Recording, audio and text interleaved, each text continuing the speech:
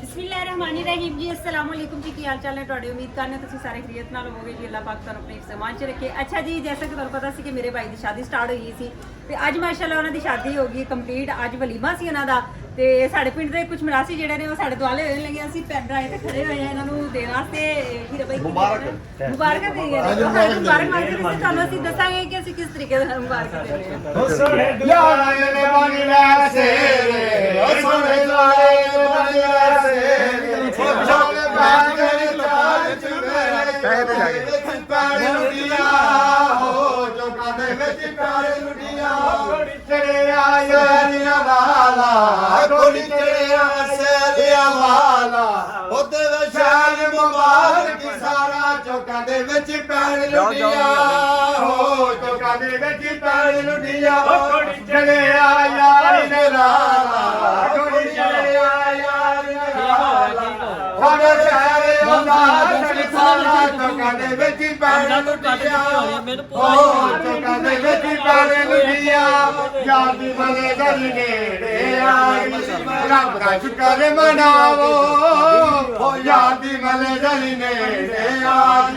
ਰੱਬ ਦਾ ਸ਼ੁਕਰ ਮਨਾਵੋ ਹੋ ਯਾਰ ਦੀ ਬਲੇ ਨੇੜੇ ਆਈ ਰੱਬ ਦਾ ਸ਼ੁਕਰ ਮਨਾਵੋ ਮੇਰਾ ਰੱਬ ਨੇ ਹੋਣਾ ਹੱਸਣ ਲੁੱਟੀ ਪਾਓ ਅੱਜ ਯਾਰ ਜਸ਼ਨ ਮਨਾਏ ਓਏ ਅੱਜ ਯਾਰ ਜਸ਼ਨ ਮਨਾਏ ਉਹ ਬਣੇ ਦਿਨ ਖੁਸ਼ੀਆਂ ਦੇ ਆਏ ਚੌਕਾਂ ਦੇ ਵਿੱਚ ਪੈਰ ਲੁੱਟੀਆਂ ਹੋ ਚੌਕਾਂ ਦੇ ਵਿੱਚ ਪੈਰ ਲੁੱਟੀਆਂ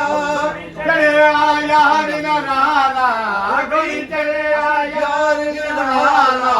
ਗਲ ਸ਼ਹਿਰ ਉਹਦਾ ਸਰਬਾਲਾ ਚੌਕਾਂ ਦੇ ਵਿੱਚ ਪੈਰ ਲੁੱਟੀਆਂ ਹੋ ਚੌਕਾਂ ਦੇ ਵਿੱਚ ਪੈਰ ਲੁੱਟੀਆਂ ਆ ਜਾਵਾਂ ਦੀ ਮਨ ਗਲੀ ਨੇੜੇ ਆ ਗਈ ਰੱਬ ਦਾ ਸ਼ੁਕਰ ਮਨਾਵੋ ਯਾਰ ਦੀ ਮਨ ਗਲੀ ਨੇੜੇ ਆ ਗਈ ਰੱਬ ਦਾ ਸ਼ੁਕਰ ਮਨਾਵੋ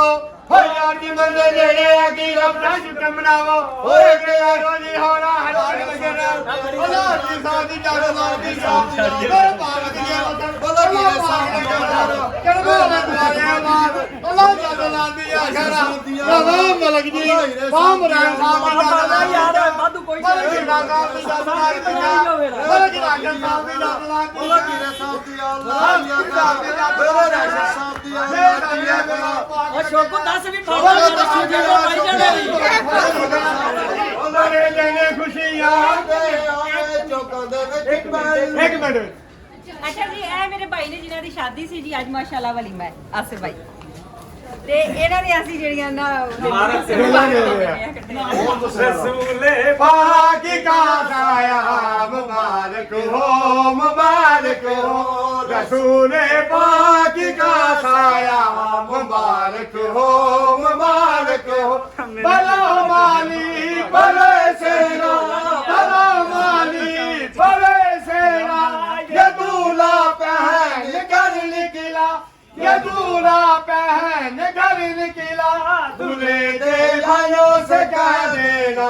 मुबारक हो मुबारक। ਐਸੀ ਸਾਡੀ ਅੱਜ ਦੀ ਵੀਡੀਓ ਤੁਹਾਨੂੰ ਕਿਹੜੀ ਲੱਗੀ? ਸਾਡੀ ਵੀਡੀਓ ਲਾਜ਼ਮੀ ਤੁਸੀਂ ਕਮੈਂਟ ਕਰਕੇ ਦੱਸਣਾ ਹੈ ਤੇ ਮੇਰੇ ਵੀਰ ਵਾਸਤੇ ਤੁਸੀਂ ਢੇਰ ਸਾਰੀਆਂ ਦੁਆਵਾਂ ਕਰਨੀਆਂ ਨੇ ਕਿ ਅੱਲਾਹ ਪਾਕ ਇਹਨਾਂ ਦਾ ਜ਼ਿੰਦਗੀ ਦਾ ਨਵਾਂ ਸਫ਼ਰ ਸ਼ੁਰੂ ਹੋਇਆ ਜੀ। ਅੱਲਾਹ ਪਾਕ ਇਹਨਾਂ ਨੂੰ ਢੇਰੋਂ ਖੁਸ਼ੀਆਂ ਦੇਵੇ। ਬਹੁਤ ਸ਼ੁਕਰੀਆ ਜੀ। ਕੋਈ ਅੱਛੀ ਜਿਹੀ ਵੀਡੀਓ ਲੈ ਕੇ ਫਿਰ ਤੁਹਾਡੇ ਸਾਹਮਣੇ ਹਾਜ਼ਰ ਹੋਵਾਂਗੇ। ਸਾਨੂੰ ਦਿਓ ਇਜਾਜ਼ਤ, ਰੱਬ ਰੱਖਾ।